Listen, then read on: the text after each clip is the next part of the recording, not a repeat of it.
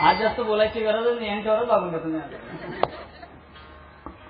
सप्ताह करणं काळाची गरज आहे आणि ते सप्ताह करून एवढा बहुसंख्येने तुम्ही एवढ्या थंडीमध्ये उपस्थित आहात, हे परम भाग्य आहे महाराज. 21व्या शतकामध्ये धावपळीच्या जगामध्ये, धकाधकीच्या जीवनामध्ये, इंटरनेट टेक्नॉलॉजीच्या जमान्यामध्ये एवढ्या बहुसंख्येनं कीर्तनाला येऊन बसणं, ते घरातले सर्व चॅनल विसरून अवघड आहे. तरी सुद्धा तुम्ही आल्यात, मला अतिशय आनंद वाटला. श्री गुरूंचं या ठिकाणी भागवत चाललेलं आहे. भागवतावरती मी जास्त बोलणार नाही, कारण की ज्यांनी मला शिकवलं तेच भागवत करताय, मी काय बोलावं. मात्र योगायोगाने आज गीता जयंती महाराज. गीता जयंती म्हणजे भारतामध्ये सर्वश्रेष्ठ असणारा ग्रंथ आहे. मी वर्णन नाही करत, ज्ञानोबा राय वर्णन करतात, माझ्याकडे वेळ कमी. बाप बाप ग्रंथ गीता, जो वेद प्रतिपाद्य देवता, तो श्रीकृष्ण वक्ता जी ग्रंथी. ज्ञानोबा राय वर्णन करतात की गीतेचं वर्णन मी तरी काय करावं. बाप बाप ग्रंथ गीता, त्याचं वर्णन करणं एवढं सोपं नाही. सुद्धा भगवंताच्या श्रीमुखातून निघालेलं शास्त्र म्हणजे गीता आहे. माझे गुरुवारी खूप गोड वाक्य करतात गीतेचे, ऐका. कर्तव्य विन्मुख झालेल्या अर्जुनाला कर्तव्य सन्मुख करण्यासाठी भगवंताने कुरुक्षेत्रावरती जे शास्त्र सांगितलं त्याचं नाव गीता आहे. ही पहिली व्याख्या. दुसरी व्याख्या सांगतो, ऐका. कुरुक्षेत्र रूपी चिखलामध्ये कमळ रूपी जे शास्त्र उगवलं त्याचं नाव गीता आहे. माणसाने जीवन कसं जगावं ते आम्हाला रामायण शिकवतं. माणसाने मरावं कसं श्रीमद भागवत शिकवतं. माणसाने कर्म कसं करावं हे आपल्याला गीता शिकवते. आणि माणसाने राजकारण कसं करावं हे महाभारत शिकवतं. रामायणाची आज सध्या स्थितीला खूप गरज आहे. लोक म्हणतात महाराज लोकांचे धंदे झाले, पोट भरण्याचे साधनं झाले, तब्येती सुधारल्या, गाल टमाट्यासारखे लाल लाल होऊन गेले म्हणे. मी बऱ्याच ठिकाणी कीर्तन आज जातो, मला लोक पाहतात म्हणे महाराज सर्वे महाराज तुमचे असे तुम्हीच कसं काय असे राहून गेले. लोक तुम्हाला खाऊ पिऊ नाही घालत का, लोक खायला नाही देत का. म्हटलं लोक रोज साजूक तुमचं खाऊ घालत, आपण पचू देत नाही, हा मोठा प्रॉब्लेम आहे. काय याची गरज आहे. मी एक सांगतो तुम्हाला, हे कथा कीर्तन चाललेत म्हणून तरी बरं आहे. ज्या दिवशी कथा कीर्तन बंद होऊन जातील ना त्या दिवशी बोकड्याच्या जागेवर माणूस टाकलेला सापडेल तुम्हाला, आणि त्याला मी भावणार नाही. म्हातारा 45 रुपये किलो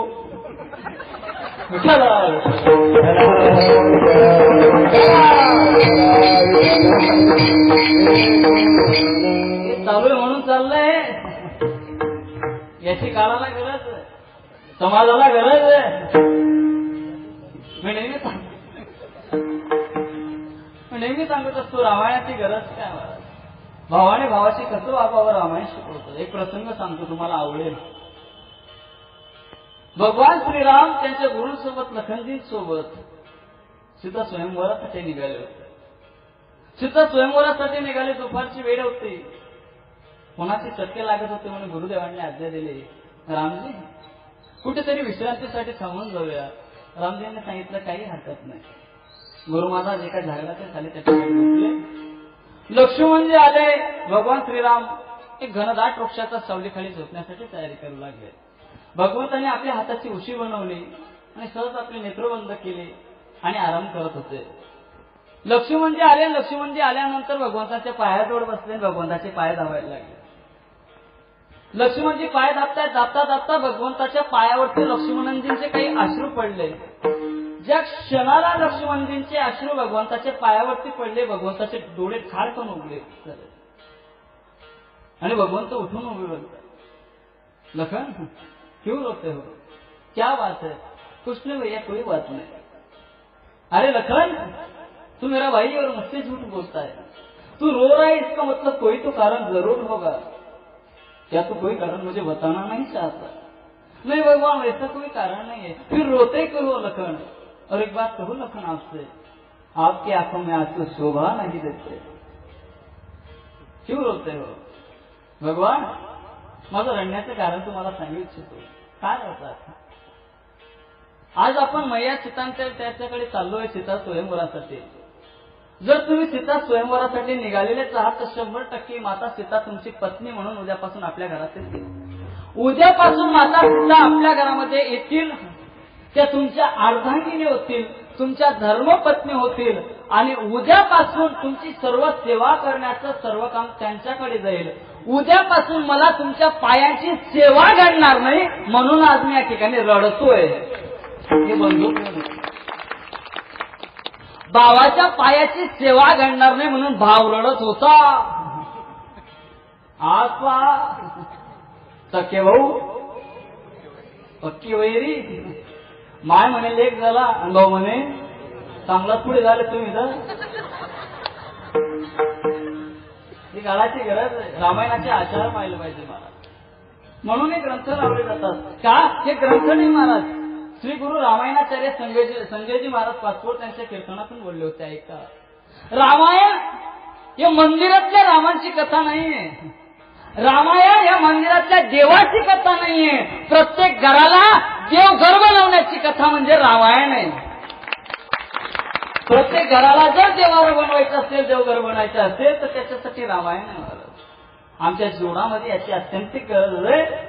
म्हणून तुम्ही एवढ्या उत्साहाने हा सप्ताह साजरा करत आहात म्हणून सर्वांना नतमस्तक होतो. विठ्ठल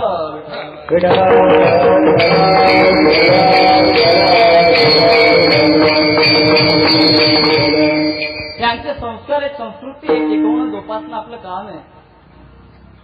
आपली संस्कृती किती श्रेष्ठ आहे मी माझ्या प्रत्येक कीर्तनातून सांगत असतो. ऐका, स्वामी विवेकानंद आपल्या देशाची संस्कृती धर्माची संस्कृती पटवून देण्यासाठी परदेशात गेले आणि परदेशात गेल्यानंतर जेव्हा तिथला एक सदृष्ट आला आणि स्वामीजींजवळ उभा राहिला आणि बोलायला लागला, स्वामीजी आपके भारत देश की संस्कृति में ऐसा क्या है जो हमारे देश की संस्कृति में नहीं है?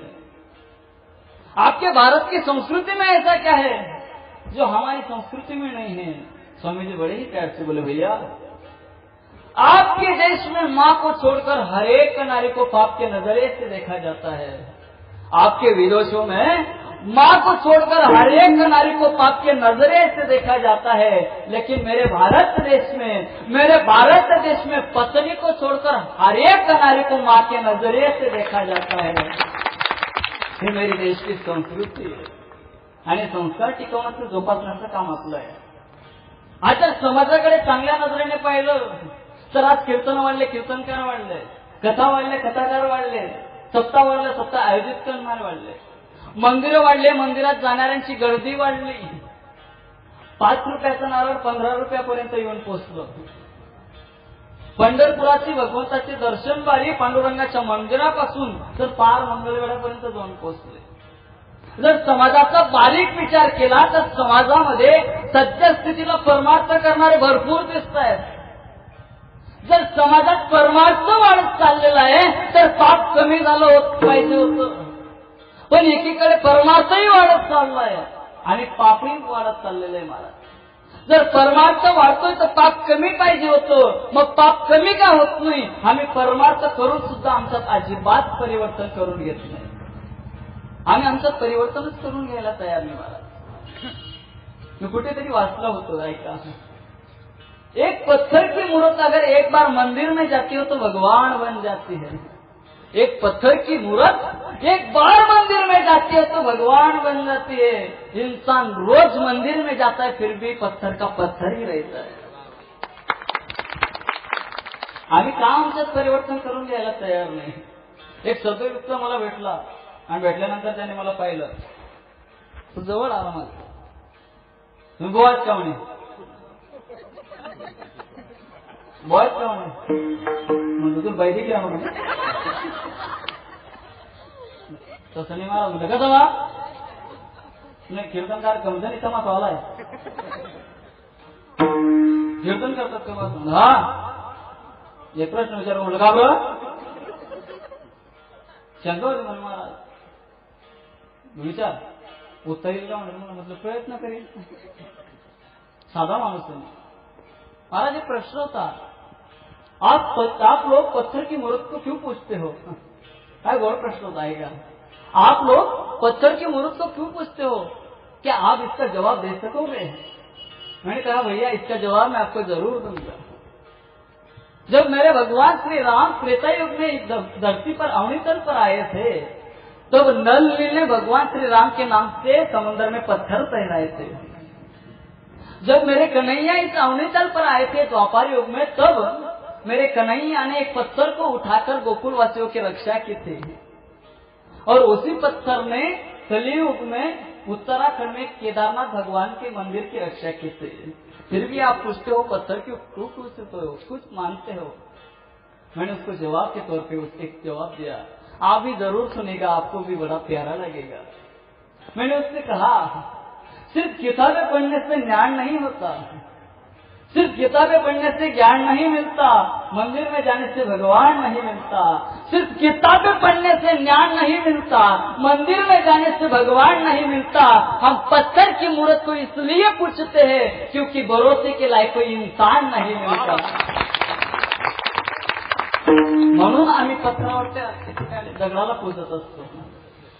जहाँ भगवान समझकर अपना मत्था रखते हैं वो तो पत्थर निकल जाता है। पत्थर के सनम हमने तुमको मोहब्बत का खुदा समझा बिठा।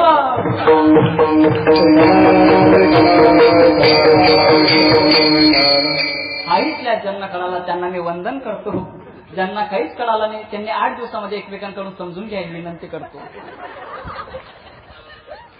जहाँ भगवान समझकर माथा लगते हो तो भगवान समझकर माथा रखने पर वे पत्थर निकल जातो। आम्ही ज्याला माणूस समजतो तिथं माणूस मिळतच नाही, ज्याच्यावरती भरोसा करतो तो भरोसाचा लायकच नाही, म्हणून आम्ही दगडावरती त्या ठिकाणी करतो। आज माणसांची गर्दी एवढी झाली की माणसांच्या गर्दीमध्ये माणूस शोधावा लागतोय। माणूस द्या मज माणूस द्या, माणूस द्या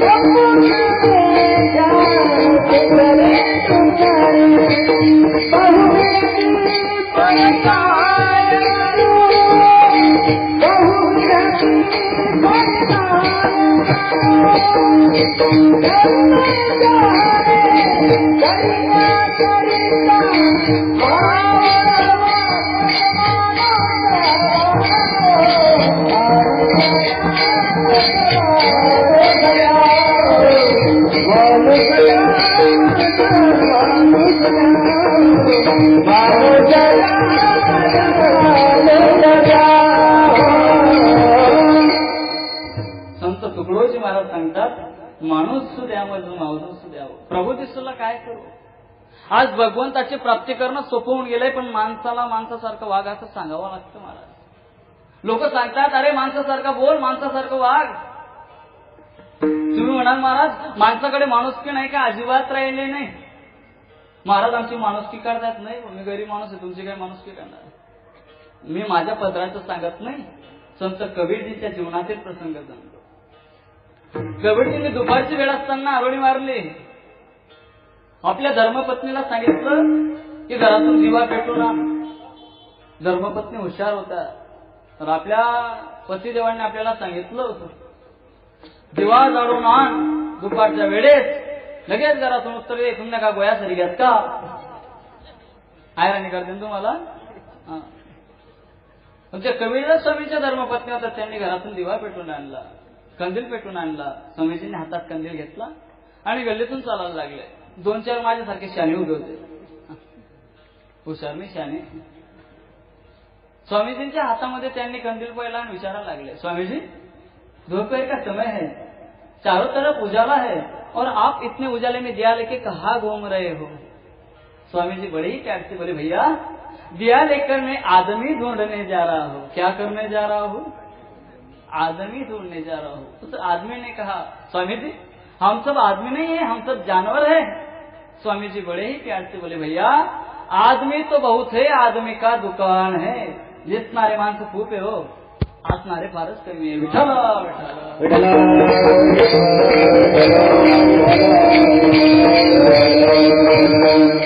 वरपांगी रपाने सर्व माणूस दिसत आहे, पण माणुसकी नावाचा जो मेटर भगवंताने आमच्यामध्ये बसवलेला होता तोच आम्ही आमच्यातला मेटर मागे टाकून घेतला. महाराज आमचे संस्कार संस्कृती अशी होती की आमच्या देशामध्ये आम्ही प्रत्येक स्त्रीला आई म्हणून पूजत होतो.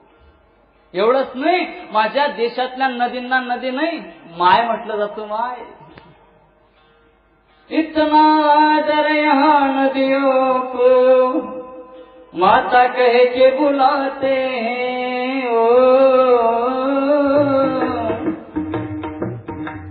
इतना आदर इंसान तो क्या पत्थर भी पूजे जाते हैं. इस धरती पे मैंने जन्म लिया, इस धरती पे मैंने जन्म लिया. ये सोच के मैं इतराता हूँ, भारत का रहने वाला हूँ, भारत की बात. हे प्रीत जहा के रिश्तेदार, आम्ही एवढे धार्मिक लोक आहोत. घरात जर भांड्याला लात लागली तरी पाया पडतो, बरोबर आहे. लहान मोठ्याला लात लागली तरी पाया पडतो. केळ सुनीला लात लागली तरी पाया पडतो. नजर चुकीने पत्नीला जरी लात लागली तरी म्हणजे जागेत होतो. तुमचा अधिकार काय वर्णन करावं. एक सांगू का तुम्हाला, पत्नीशिवाय घराला घरपण नाही, तुमच्याशिवाय परमार्थ बी होत नाही आणि संसार तर अजिबातच होत नाही. जर परमार्थ करायचा असेल गृहस्थी माणसाला तरी सुद्धा पत्नीचं अनमोल सहकार्य लागतं आणि संसार करायचा असेल तरी सुद्धा सहकार्य लागतच. माझं कीर्तन होतं शिंदखेडा तालुक्यात. कोणाच्याच घरी परिचय नाही, ज्यांच्याकडे परिचय होता त्यांचा फोन आला, त्यांच्या घरी गेलो. बाबा गेल्यानंतर 4 पायऱ्या होता, 2 पायऱ्या चाललो, 2 राहू दिल्या. घरात आरोडी मारली, दादा का हो दादा. घरातून रिस्पॉन्सच भेटला नाही. 2 दिवस सोडून गेलो पुढचे. दादा का हो दादा. तिकडून लेडीज आवाज आला, कोण आहे म्हणे. म्हटलं मी गोपाल महाराज. काय काम आहे. दादा कुठे गेले. ते गेले म्हणे चुल्यात. चुल्यात तुम्ही या म्हणे घरात. म्हटलं नको माय, नवऱ्या चुल्यात घालते, मला काही गॅस पेटवली माय. तुमच्याशिवाय काहीच होत नाही. आमच्या गावात सप्ताह करायचा होता, वर्गणी मागायला गेलो. माझ्या बरोबर 2-3 लोक. ती एवढी वही पाहिली त्याने. त्याला म्हटलं जय रे मारा म्हणे, जा घरी. दादा म्हटलं सप्ताह करायचा, वर्गणी पाहिजे म्हणे. तुम्ही वहिनी का काही नाही. म्हटलं वर्गणी तुम्ही द्या, वहिनीचा काय संबंध आहे म्हणे. महाराज कर सांगा, तिच्यापुढे माझं काही चालत नाही म्हणे. म्हणतो बिन लादना काय मोठं तुम्ही घरी सांगा ना गो. तुम्हाला आता करणार म्हणे महाराज. म्हणतो केव्हा कळीन. लग्न झाल्यावर कळीन म्हणे तुम्हाला. म्हणतो आवाज नाही का बरं म्हणे. बेटावर नाही. कस काय बेटी. आज सध्या स्थितीला 1000 मुलांच्या मागे फक्त 927 पोरे. 73 पोरांना बोरी आणायच्या कुठून. आपला क्या होगा. ती चिंता करून करून माझी तब्येत अशी होईल. तुम्ही बी देतच का. राहू द्या.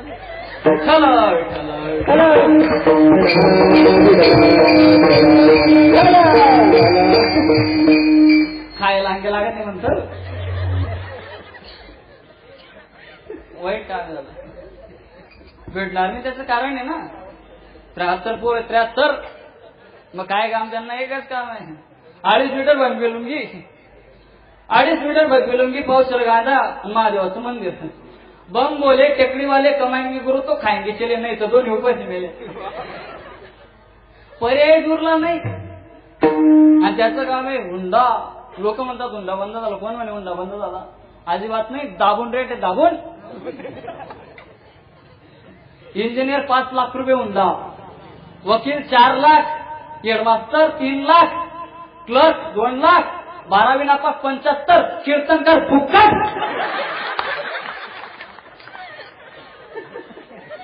असे रेट आहेत भाऊ.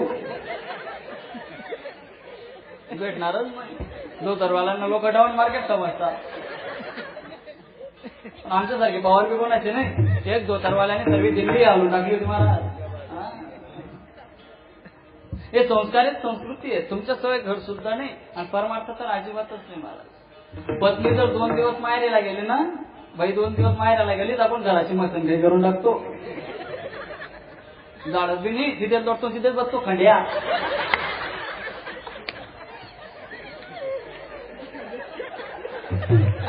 जर स्त्री समाजात राहिली नसती, जगात राहिली नसती, तर विचार करा बरं. 2-2, 3-3 महिने आंघोळ केली नसते महाराज. 2-2 इंचाचे खलबे बसले असते, उलटण्याने काढावे लागले असते. बाई जर गावाला गेली ना, याला स्वयंपाक सुद्धा करता येत नाही. याला एकच पदार्थ येतो, कोणता? खिचडी. ती खिचडी बी 3 प्रकारची राहते. खाली जळगाव, मध्ये तांदूळवाडी, वरती चिखलदरा.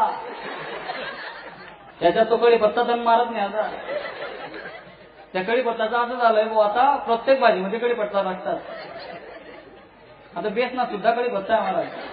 बेसनात पूर्वी कढीमध्ये किंवा चिवड्यामध्ये टाकायचा तो. आता अशी एक भाजी त्याच्यात कढीपत्ता नाही उगवलं होतं कढीपत्त्याने. शिरपूरकडे कीर्तनाला गेलो, एका बाईने चहा मध्ये कढीपत्ता उकळून आणला होता. म्हणतात ताई चहा मध्ये कढीपत्ता चांगला लागतो म्हटलं, त्याचाच काढा उकळून देते.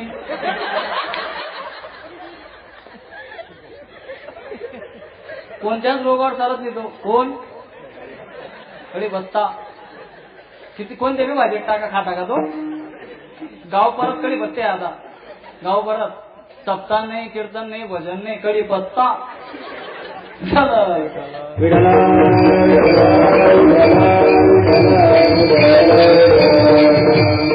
तुमच्याशिवाय पर्यायच नाही.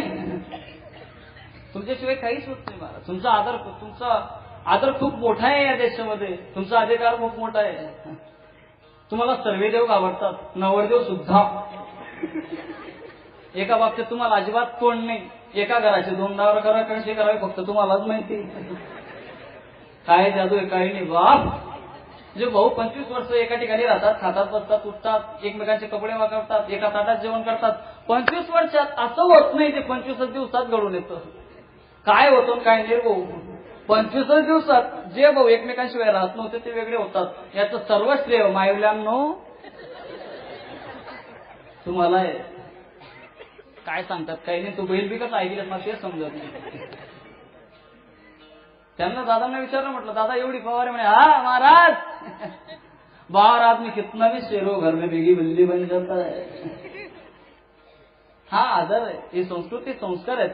या देशामध्ये जर रामायण करायला असतं, या देशातल्या लोकांनी जर रामायण एकदा डोळ्यात घालून काढलं असतं की माता सीताकडे वाईट नजरेने पाहणाऱ्या रावणाचे काय हाल झालेत, तर या देशामध्ये कोपर्डी सारखी वाईट दुर्घटना घडलीच नसती. या देशाला खरी गरज रामायणाची आहे. विठ्ठल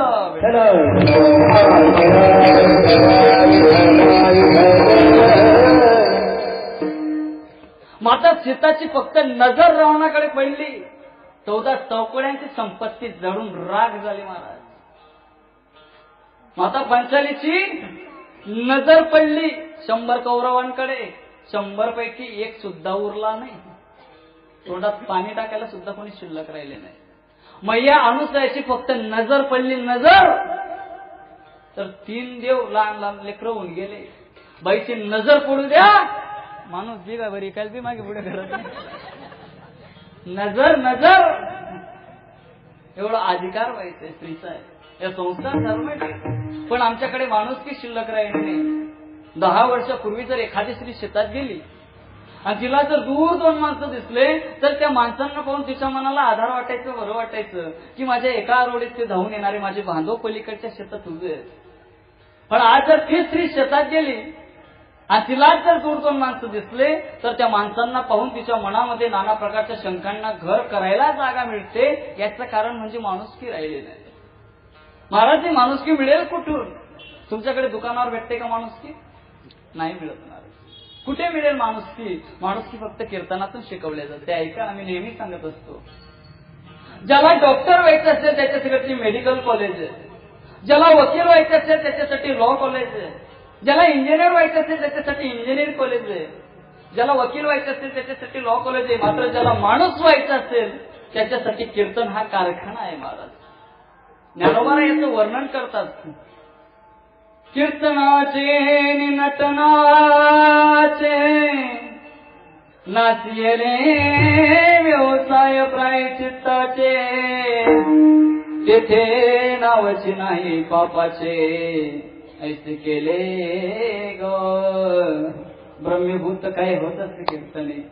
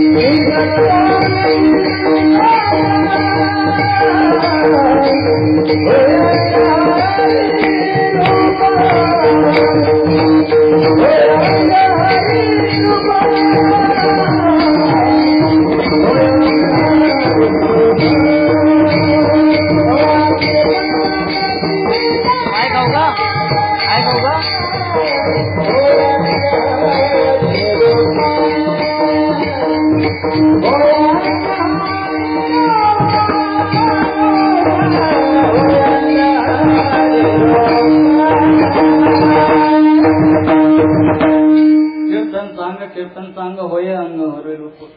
ज्ञानोबा ज्ञानेश्वरीमध्ये कीर्तनाचा महिमा इतका गोड वर्णन करतात की ऐकल्यानंतर तुम्हाला खूप आनंद वाटेल. मला काय ओवी ज्ञानोबारांची की ती ओवाळून टाकावी. ऐका, कीर्तनी स्वधर्म वाढे, कीर्तने चित्ती शुद्धी जोडे, कीर्तने परब्रह्म तुडे, मुक्ती कीर्तना पुढे लागून जाय. काय बोली तुमचा स्वधर्म टिकवायचा असेल तर कीर्तनाशिवाय नाही, अंतःकरणाची शुद्धी करायची असेल तर कीर्तनाशिवाय नाही, भगवंताची प्राप्ती करायची असेल तरी सुद्धा कीर्तनाशिवाय नाही. एवढंच काय, मुक्तीला तुमच्या पुढे झुकवायचं असेल ते सुद्धा कीर्तनाशिवाय नाही. माणुसकी कीर्तनातून शिकवल्या जाते महाराज. माणुसकी आमच्यातली काय चालली गेली? आमच्यातला माणूस हा दुरावला का? याचं एकमेव कारण भगवंताने माणसाच्या अंतःकरणामध्ये जो प्रेमरूपी साठा भरलेला होता, जो प्रेमरूपी मॅटर भगवंताने आपल्या अंतःकरणामध्ये बसवलेलं होतं, ते प्रेमच निघून गेलं महाराज. आमच्या अंतःकरणात प्रेमच शिल्लक राहिलं नाही, भाव शिल्लक राहिला नाही, विश्वास आपुलकी शिल्लक राहिले नाही. त्याचा परिणाम आमच्याकडे माणुसकीच राहिले नाही. आणि माणुसकी नसल्यामुळे आम्हाला भगवंताची प्राप्ती होत नाही आणि आमच्या जीवनात आम्हाला सुख समाधान मात्र अजिबात मिळत नाही. जीवन जगत असताना माणसाकडे प्रेम असणं अतिशय महत्वाचं आहे. प्रेमाचे काही प्रकार आहेत ते आपण पुढे पाडणार आहोत. जर प्रेम माणसाकडे नसेल, तो किती जरी विद्वान असला तरी त्याच्या विद्वत्तेला अजिबात किंमत राहत नाही महाराज. प्रेमाची किंमत मलाही न कळत होती. एका सामान्य माणसाने मला प्रेमाची किंमत कळून दिली. जो अभंग घेतलेला आहे ना माझ्या जीवनामध्ये, याच्यावरती खूप मोठी महाराज पार्श्वभूमी आहे. माझं कीर्तन होतं तांदूळवाडीला, बरोबर आहे महाराज, सत्य घटना आहे. या अभंग घेऊन कमीत कमी मला 7 वर्ष झाले असतील. 7 वर्षापासून अभंगच घेतला नव्हता मी. का? मला वाटतच नव्हतं की या अभंगाच्या आपण अधिकाराचे आहोत. हा अभंग आपण घेऊ शकतो. आपला अधिकार नसेल, आपली पात्रता नाही, सोप्या भाषेत या अभंगावर बोलावा अशी माझी लायकी नाही, असं मला वाटत होतं. तांदूळवाडी गावाला कीर्तनासाठी गेलो. हा निवडलेला अभंग घेतला. प्रेमाच्या अशा जबरदस्त व्याख्या त्यांच्या समोर मांडल्या महाराज. मात्र लहानपणापासून मोठ्या मोठ्या सप्तांमध्ये कीर्तन करण्याची सवय, सामान्य नियोजन ते मला पटलं नाही. जरा आवेशाने मी त्यांना थोडंफार बोलून घेतलो. एक सामान्य माणूस माझ्या जवळ आला, महाराज तुमचं कीर्तन काय गोड होतं, अतिशय सुंदर होतं. प्रेमाच्या एवढ्या जबरदस्त व्याख्या तुम्ही पटवल्या की लोकांच्या अंतःकरणापर्यंत जाऊन पोहोचल्या. मात्र प्रेमाच्या व्याख्या तुम्ही केल्या, मात्र त्या प्रेमाने केल्या नाहीत महाराज, एवढं तुम्हाला जाण असू द्या. आणि ते शब्द माझ्या हृदयाला लागले. तेव्हापासून अभंग बंद केला. आज मला असं वाटतं की आपण हा अभंग घेऊ शकतो. विठ्ठल विठ्ठल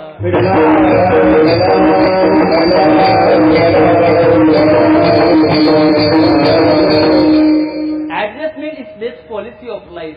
जीवनामध्ये तडजोड अतिशय महत्वाची करता आली पाहिजे. म्हणूनच हा अभंग मी निवडलेला आहे. प्रेमाची किंमत कळत नव्हती. माझं कीर्तन होतं चाळीसगावला. 7 वाजता आमच्या एरंडोलच्या बस स्टँडवरती मी आलो. आल्यानंतर 7 माझ्या घड्याळात वाजलेले होते. 9 वाजता आपल्याकडे कीर्तनाची पद्धत आहे. 9 वाजता कीर्तन चालू होणार. चाळीसगाव बस त्या ठिकाणी आली. आल्यानंतर मी पाहिलं तिच्यामध्ये प्रचंड गर्दी होती. पाय ठेवायला सुद्धा जागा नव्हती, एवढी गर्दी. मात्र मी विचार केला, एवढी जर बस आपल्याकडून सुटली तर दुसरी बस आपल्याला लवकर भेटणार नाही आणि कीर्तनाच्या वेळेपर्यंत आपण पोहोचू शकणार नाही. बारीक असल्यामुळे मला फायदा झाला. जेमतेम कसा तसा ऍडजस्ट करूनच घेतला नाही. दरवाजा बंद होईने तो कंडक्टर म्हणे महाराज खाली उतरा ना. म्हणतो उचवडा, हाफ तिकीट नाही माझं, फुल आहे, तब्येतीवर जाऊ नको. घुसलो जसं तसं कंडक्टरच्या सीट जवळ उभं राहिलो. लोकांनी मला शेवटच्या सीटवर केव्हा लटून दिलं मलाच कळालं नाही. गेलो महाराज, गर्दी, जागाच नाही, उभं राहायला जागा नाही, श्वास घ्यायला जागा नाही. बारीक पटक माणूस जेमतेम उभं राहिलो. ज्या सीटवरती 2 लोक बसायचे तिथे 3-3 लोक बसलेले होते. 3 लोकांच्या सीटवरती 5-5 लोक बसलेले होते आणि बरेच लोक त्या लाईन मध्ये उभे होते. मात्र एक सीटमध्ये फक्त एक आजी आणि तिचा छोटासा नातू बसलेला होता आणि बरेच लोक एकदाच त्या आजीशी भांडण करत होते. मी विचार केला, म्हटलं एवढे लोक भांडण करतायत, अजून 2 लोक कशी ते त्या ठिकाणी ऍडजस्ट होतील. बरेच लोक भांडण करतायत. मी त्या लोकांना सांगितलं, म्हटलं सरका बाजूला. महाराज तुम्ही कुठे चालले? म्हटलं ऐका मला जाऊ द्या. ते लोक म्हणायला लागले ती बाई शानी आणि मी बोलून घ्या ना. पैसा दिला ना तुम्ही फुगट मग थोडी बोला ना. गेलो त्या बाई जवळ. म्हटलं आजी तुमचा नातू आहे का? हो महाराज.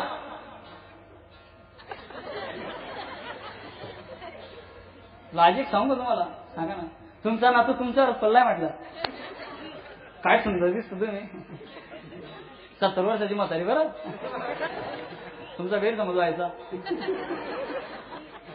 काय सुंदर दिसता तुमचा नातू. चाल रे म्हणा राजबंदड म्हणतात तसाच राहते तुम्ही एवढा गदड. डॅमनी रवणी चवनी पाचनी त्याला पाहून घेतलं महाराजने. काही बी लोक नाव राजबंदळ त्यांच्या टिका फाटवलंय ना मागे.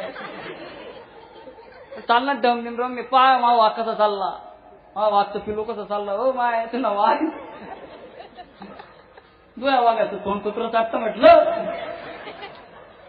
एक भाजी होती, शनिवारचा दिवस होता, काळा मसाला वाटत होते.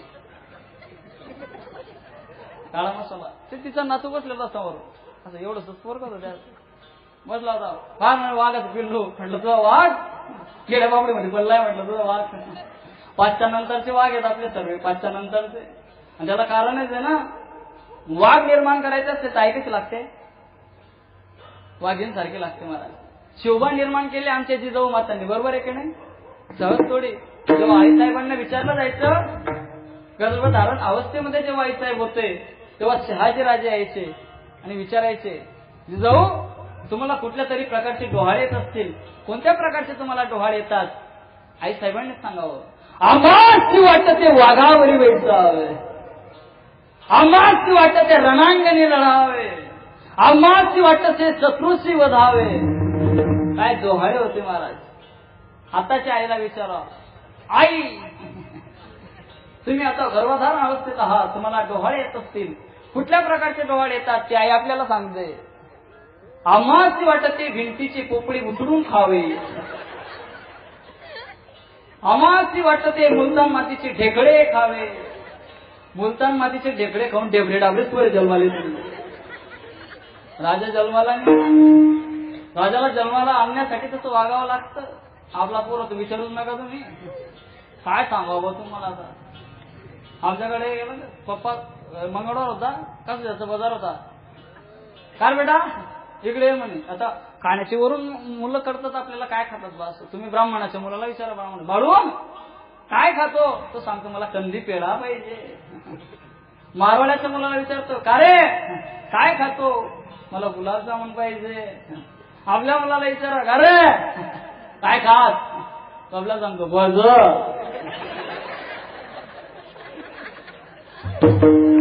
आपला भाऊ भज खातून दावी नापास होतो. विचारलंय का रे इकडे म्हणे. काय बाबा काय काय काय पाव वडा. ती पोरगी तू मला चाव.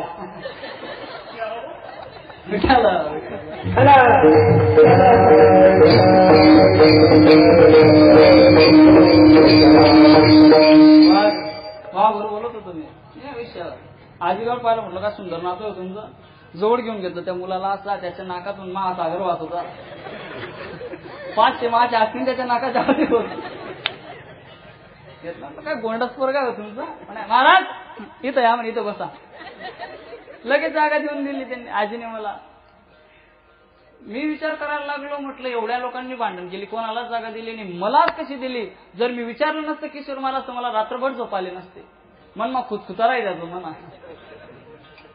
आजींना मी विचारलंय 40 वेळाच्या अगोदर, आजी एवढ्या लोकांनी तुमच्याशी भांडण केले, तुम्ही त्यांना जागा दिली नाही, मग मात्र मलाच का जागा दिली. ती आजीने मला दिलेलं उत्तर आहे का, किती समर्पक उत्तर होतं. ते आजी मला सांगतायत महाराज त्या लोकांनी माझ्याशी भांडण केलं म्हणून मी त्यांना जागा दिली नाही. ते सुद्धा जर तुमच्यासारखं प्रेमाने बोलले असते तर त्यांना सुद्धा मी जागा दिली असती. तुम्हाला जागा देण्याचे एकमेव कारण म्हणजे तुम्ही माझ्याशी प्रेमाने बोलले महाराज. तेव्हाच माझ्या लक्षात सिद्धांत आला.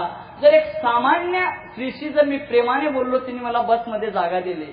एका सामान्य आजीशी मी प्रेमाने बोललो तिने मला बसमध्ये जागा दिली. जर मी भगवंताशी प्रेमाचे संबंध निर्माण केले, जर भगवंताचं प्रेमाने नाव घेतलं तर मला वैकुंठात का बरं जागा देणार नाही. प्रेमाला उपमाना प्रेमाला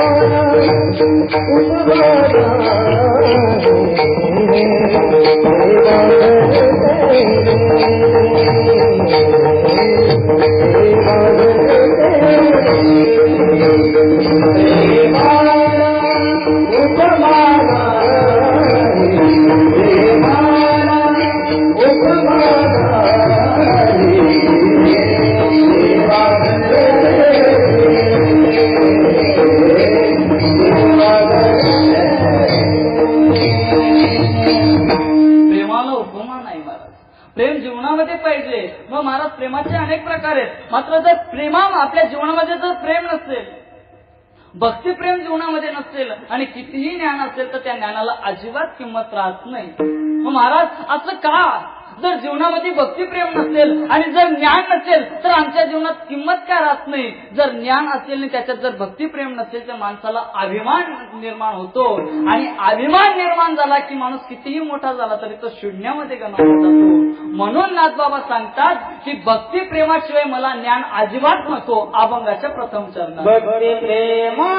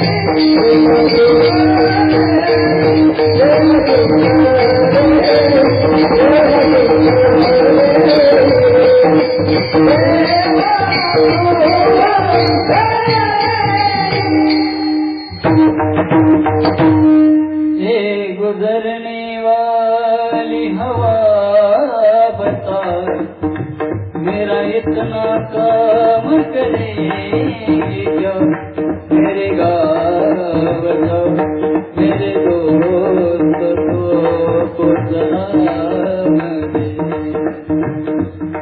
बस थोड़ी दूर है घर मेरा मेरे घर मेरी बूढ़ी माँ मेरी माँ के